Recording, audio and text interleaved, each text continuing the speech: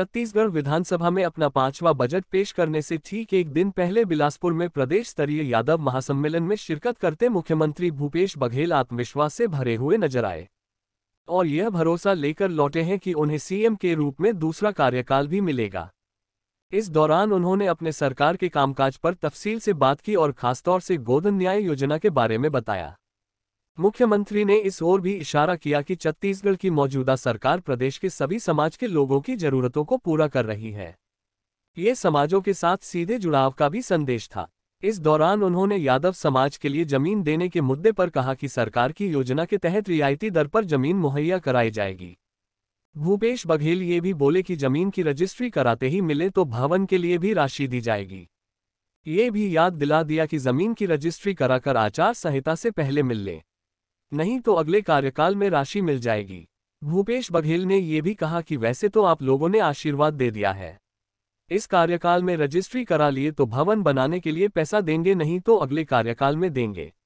भूपेश है तो भरोसा है का स्लोगन लोगों के बीच तैर रहा है और ऐसे में खुद भूपेश बघेल बिलासपुर से यह भरोसा लेकर भी लौटे हैं कि अगले कार्यकाल में भी उन्हें मौका मिलेगा और तब भी समाजों की जरूरत पूरी करेंगे। 7,500 स्क्वायर फीट तक कलेक्टर देगा, उससे ज्यादा जमीन चाहिए तो मंत्रालय में आएगा, कैबिनेट में जाएगा। तो आप जितनी जरूरत है उतनी जमीन देख लीजिएगा, यहां से प्रस्ताव बना भेज दीजिए, हम उतना जमीन आपको 10% राशि में आपको उपलब्ध करा देंगे। और जिस दिन आपके पास रजिस्ट्री हो गया उस दिन आइएगा मेरे पास। अब आचार संहिता पहले आना पड़ेगा, नहीं तो अगले कार्यकाल में, वैसे तो आप लोगों ने आशीर्वाद दे ही दिया है, अगले कार्यकाल में फिर दे देंगे। यदि इस कार्यकाल के पहले आ गया जमीन रजिस्ट्री कर लिए तो मैं भवन बनाने के लिए पैसा दूंगा।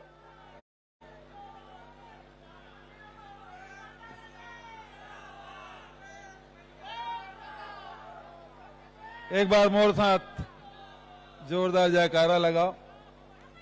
बोले कृष्ण भगवान की जय। यादव जय, यादव जय, माधव।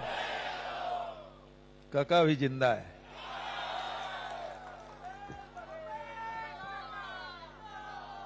मंच में उपस्थित हमारे पूर्व केंद्रीय मंत्री आदरणीय अरुण यादव जी,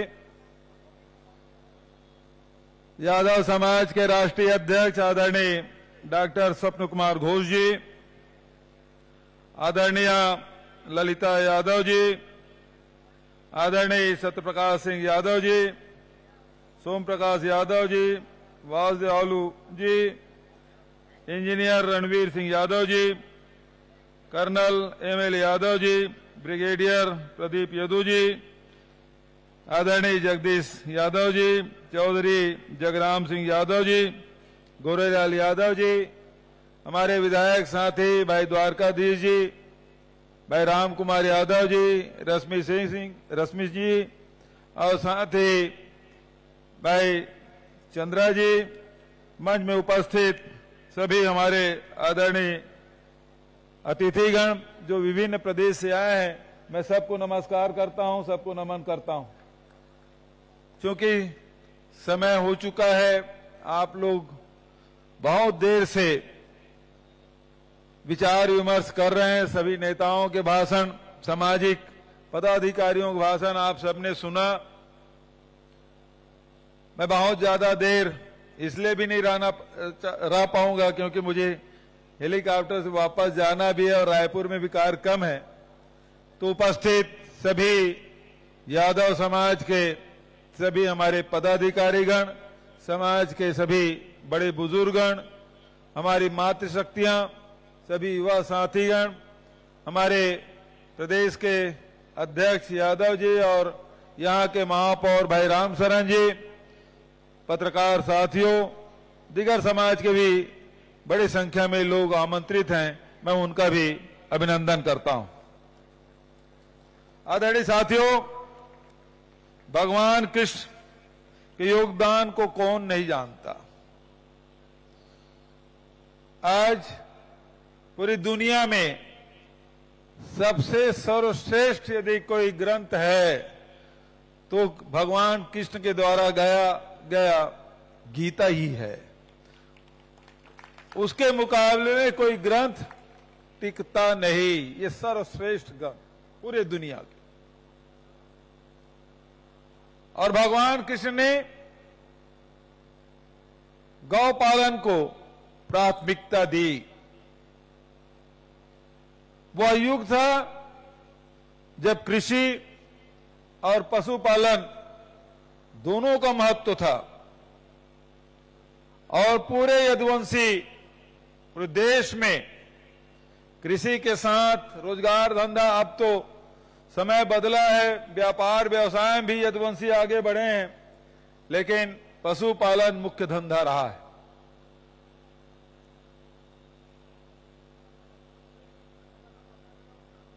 पशुपालन एक समय था जब लाभ का धंधा था, लेकिन आज समय बदलते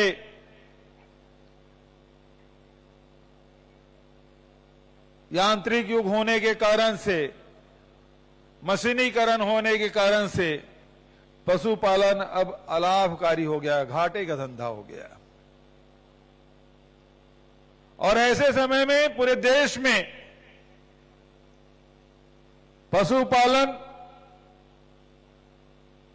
करना कठिन हुआ और फिर उसमें राजनीति होने लगी। गाय के नाम से मारपीट होने लगा। पशु बेचने वाले खरीदने वाले दोनों की पिटाई पड़ने लगी, हत्याएं तक होने लगी।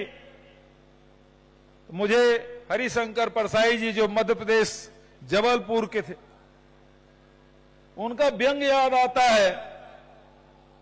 उन्होंने कहा दुनिया में तो गाय दूध देती है, लेकिन हमारे देश में गाय ओट दिलाने का काम करती है। लोग जो राजनीति करते हैं, गाय के नाम से उसे लेना देना नहीं है गौ माता की सेवा से, वो केवल राजनीति करते हैं। लेकिन जो पशुपालन करते हैं, चाहे गाय वंश हो चाहे भैंस वंश हो, यादवों की स्थिति क्या या किसानों की स्थिति क्या? स्थिति ये है कि आज हमारे जो पशुधन है वो सड़कों में और खेतों में विचरण करने लगे। एक्सीडेंट होने लगा, खेती करना मुश्किल हो गया। उसका जवाब हमने ढूंढा, वो गोधन न्याय योजना है अरुण भाई। और गोधन न्याय योजना में हमने जमीन भी आरक्षित की। हमारे यहाँ 11,000 पंचायत है, 10,000 पंचायत में हमारे गौठान बन गए। 9,000 पंचायत में गौठानों में हम गोबर खरीदी कर रहे हैं। और आज स्थिति यह है कि 100 लाख क्विंटल से भी अधिक गोबर हम खरीद चुके हैं। 2 रुपये में खरीद रहे हैं। जो गोबर बेचने वाले उसके खाते में 200 करोड़ रुपया पहुंच गया। ये कौन लोग हैं? हमने वर्गीकृत किया, ये वही लोग हैं जो गरीबी रेखा के नीचे जीवन यापन करते हैं। ऐसे लोग भी हैं जो महीने में 1,000 रुपया, 2,000, 10,000, लाख, 1.5 लाख तक के गोबर बेच रहे हैं। ऐसे भी लोग मिले हैं जिन्होंने अपने घर बनाए, बच्चों की पढ़ाई लिखाई कराई, शादियां कराई। ऐसे लोग भी मिले ये गोबर बेच के। डेयरी में वृद्धि की, दूध उत्पादन बढ़ा। अब छत्तीसगढ़ में डेयरी चलाना घाटे का धंधा नहीं रहा, फायदे का धंधा है। हम गौमूत्र भी खरीद रहे हैं 4 रुपए लीटर में। हम वर्मी कंपोस्ट भी बना रहे हैं जिसे 10 रुपये किलो में खरीदते हैं। बनाने वालों को भी 200 करोड़ से अधिक की राशि मिल चुकी है। जमीन आरक्षित कर लिए। 10,000 पंचायत में लगभग 1.5 लाख एकड़ आरक्षित कर लिया। एक जगह कहीं लॉ एंड ऑर्डर की स्थिति नहीं है, ऐसी गौ माता का आशीर्वाद रहा। नहीं तो आज 5 डिसमिल जमीन खाली करा के देख लीजिए, एसडीएम, पुलिस, थानेदार के साथ संघर्ष होता है, पूरे फोर्स लेके जाना पड़ता है। लेकिन छत्तीसगढ़ में 10,000 गौठान में 1.5 लाख एकड़ जमीन हमने आरक्षित कर ली। कहीं भी किसी को डंडा चलाने की जरूरत नहीं पड़ी। ये काम हुआ, हमेशा हमेशा के लिए वो जमीन आरक्षित हो गया, ताकि कभी भी गौवंश के लिए, भैंस वंश के लिए जमीन की कमी न रहे, सुरक्षित रहे। भविष्य में जो योजना बनाना हो बनाए, लेकिन आज हमने आरक्षित कर ली। चारे की व्यवस्था, चारा गांव विकसित कर रहे हैं ताकि मवेशी को चारा मिल सके, वो भी काम हम कर रहे हैं। बहुत लोग मजाक उड़ाते हैं, लेकिन अब उसकी चर्चा देश में नहीं विदेश में भी हो रहा है, जिसके बारे में अरुण भाई ने कहा। आज गौठान गोधन न्याय योजना के साथ साथ किसान के लिए राजीव गांधी किसान न्याय योजना, अरुण भाई ने ठीक कहा, एक साल एडवांस में बोल दिया। इस साल तो हमने 2640 में खरीदा अरुण भाई, अगले साल 2800 में खरीदेंगे। इस साल तो रिकॉर्ड बना दिया हमारे किसान, 107 लाख मीट्रिक टन धान, 22,000 करोड़ रुपए सीधा किसानों के खाते में, ऋण माफी 19 लाख किसानों के, 9,000 करोड़ से अधिक की राशि किसानों के माफ, नहर भरना माफ। और आज किसान हमारा अन्नदाता, छत्तीसगढ़ का किसान सबसे ज्यादा कीमत पा रहा। और यदि केंद्र सरकार हमको एथेनॉल बनाने की अनुमति दे दे तो एक एक दाना बरसात का और गर्मी फसल के भी धान को हम खरीदेंगे। लेकिन एथेनॉल बनाने की अनुमति नहीं मिले भारत सरकार से, कुछ करना नहीं है। हमको एथेनॉल प्लांट लगाने की अनुमति भर दे दे, वो एथेनॉल की कीमत तय कर दे धान से। गन्ना और मक्का का है तो किसान हमारे समृद्ध, राम वनगमन पर्यटन पर मनाए, इसकी चर्चा तो हमारे वक्ताओं ने की। लेकिन एक चर्चा आपने नहीं की कि हर नगर निगम में, हर नगर पालिका में, हर नगर पंचायत में कृष्ण कुंज बनाने का हमने फैसला किया है। वो सारे पुराने वृक्ष हर शहर में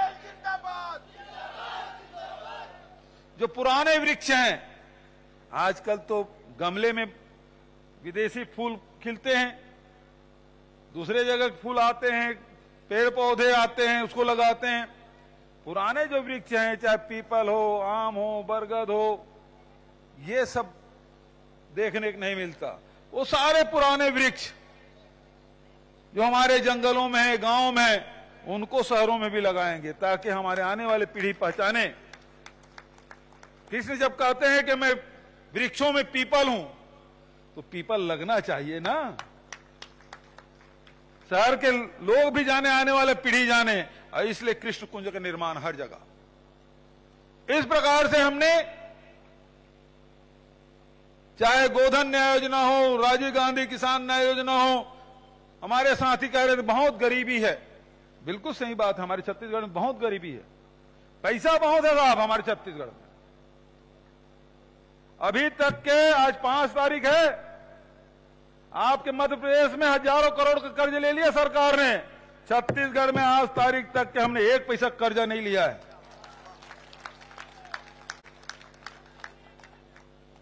तो आज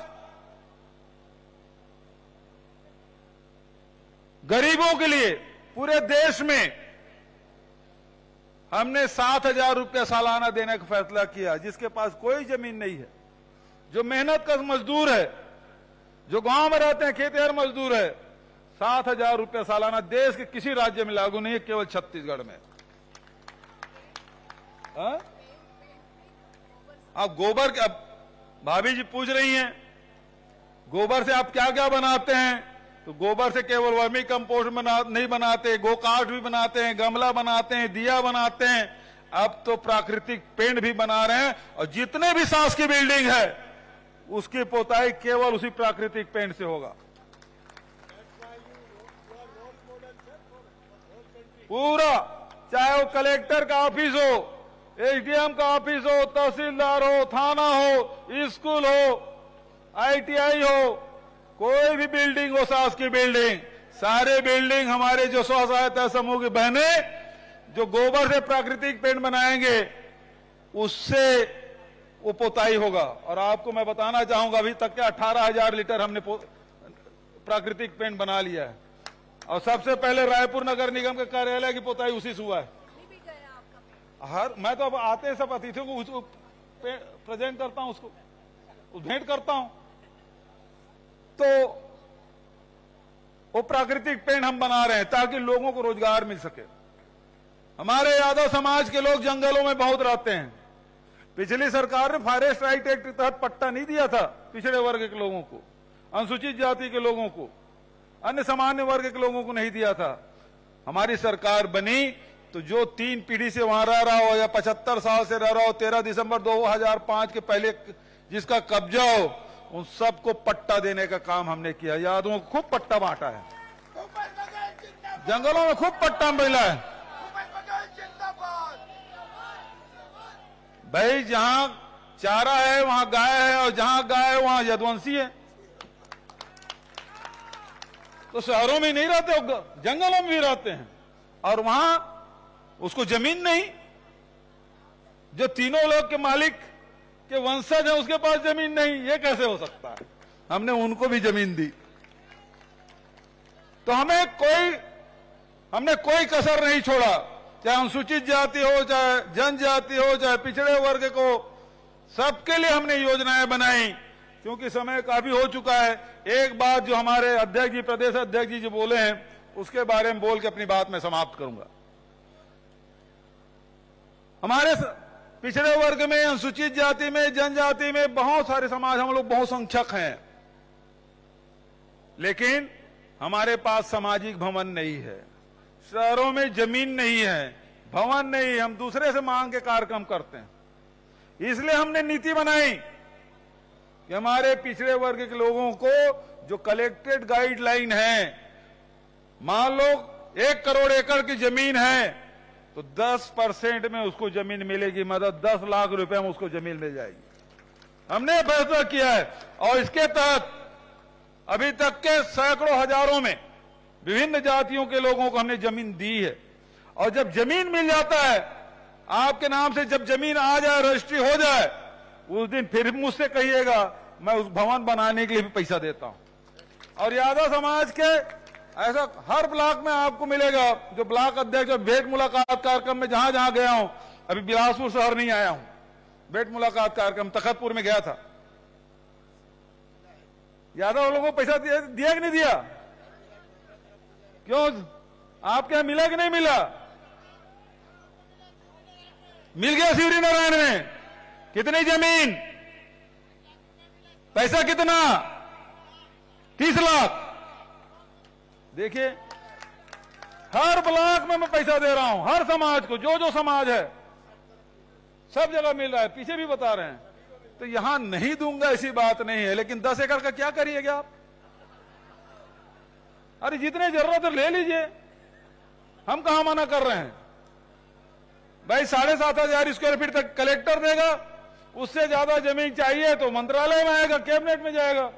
तो आप जितनी जरूरत है उतनी जमीन देख लीजिएगा, यहां से प्रस्ताव बना भेज दीजिए, हम उतना जमीन आपको 10% राशि में आपको उपलब्ध करा देंगे।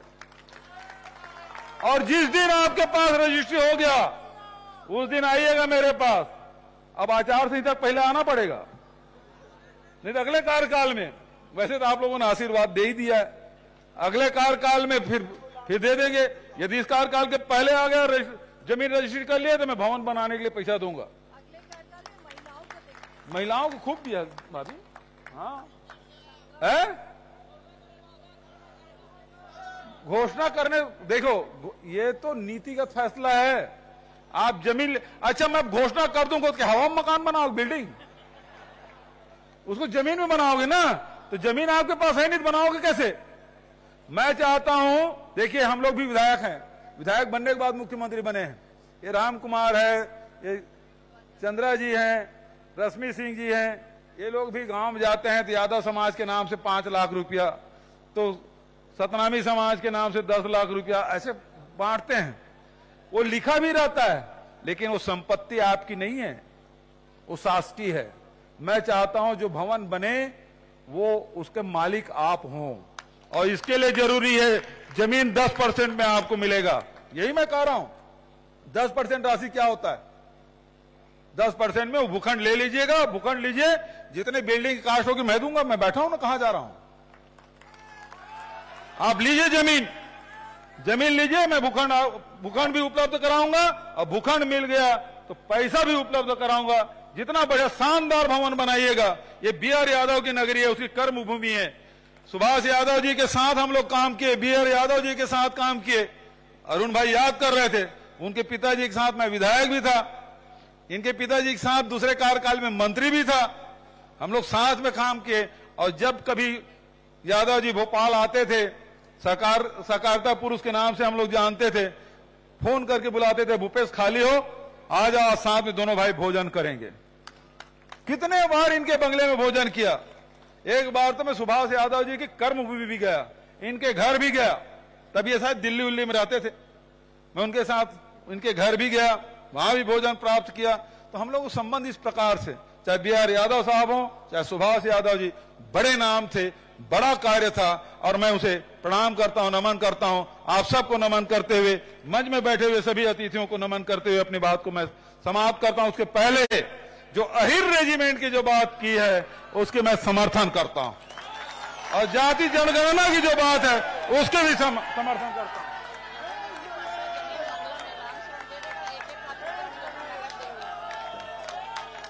मैं दोनों की समर्थन करता हूं। होना चाहिए, हमारी जाति जनगणना भी होना चाहिए। हमने हेड काउंट किया है, पिछड़े वर्ग को 27% दिया है, देश में होना चाहिए। हमारे अखिल भारतीय राष्ट्रीय कांग्रेस का अधिवेशन हुआ रायपुर में, उसमें भी यह प्रस्ताव पारित हुआ है, और हमने ये कराया है। तो ये मैं चाहता हूं कि जनगणना होना चाहिए। भारत सरकार तो जनगणना नहीं करा रही है, 2021 में होना था, आज 2023 हो गया। तो आप सबको नमन करते हुए, अहिर रेजिमेंट का समर्थन करते हुए, आप सबको प्रणाम करते हुए वाणी को विराम देता हूं। धन्यवाद। जय हिंद, जय छत्तीसगढ़, जय माधव, जय माधव। धन्यवाद।